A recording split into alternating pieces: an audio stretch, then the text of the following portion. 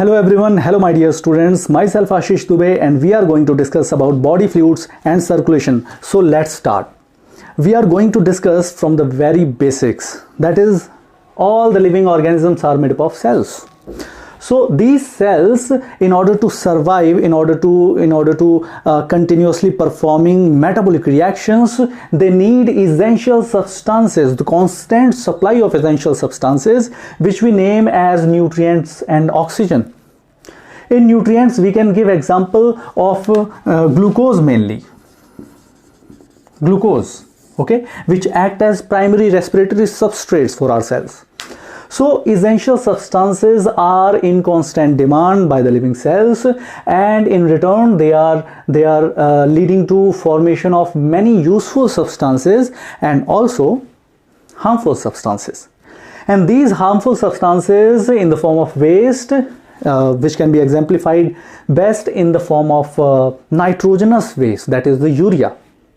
So these harmful substances need to be extracted or removed from the living cells on a continuous basis. So this constant supply of essential substances and constant removal of harmful substances is the process we name as circulation. Okay, and through the body fluid, through which these transportation is being done, we name them as blood and lymph.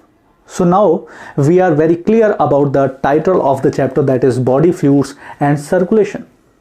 Now moving on, this continuous supply is maintained by different level of organisms by efficient mechanisms which have been evolved in them. So this evolution, according to the level of complexity, shows us that there is a gradual development of an organ system specialized to perform this circulation.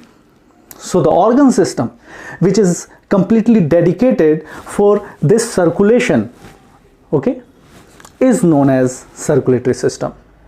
And now we are going to discuss about the component of a typical circulatory system.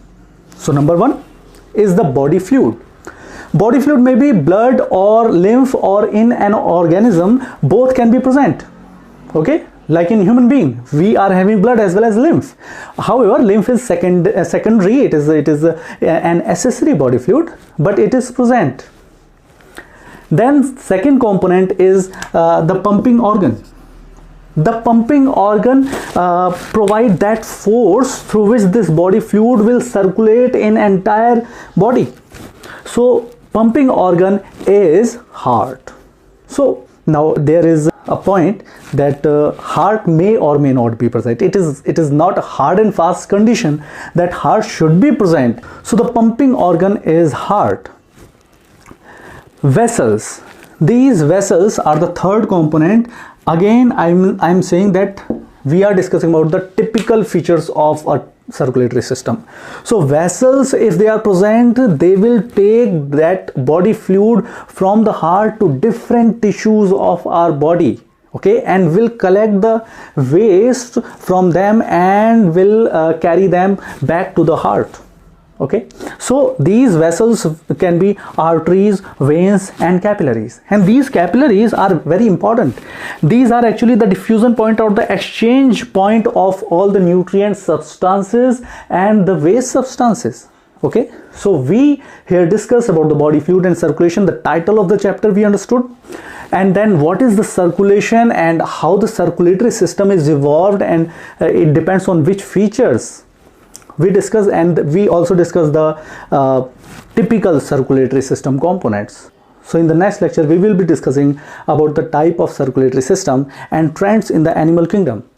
We will see that how simple organisms maintain this very important life process, though they are not so complex, though they are not so evolved that they can afford a particular organ system for this process. But still, how they are circulating their nutrients, harmful substances, and where for the first time circulatory system came.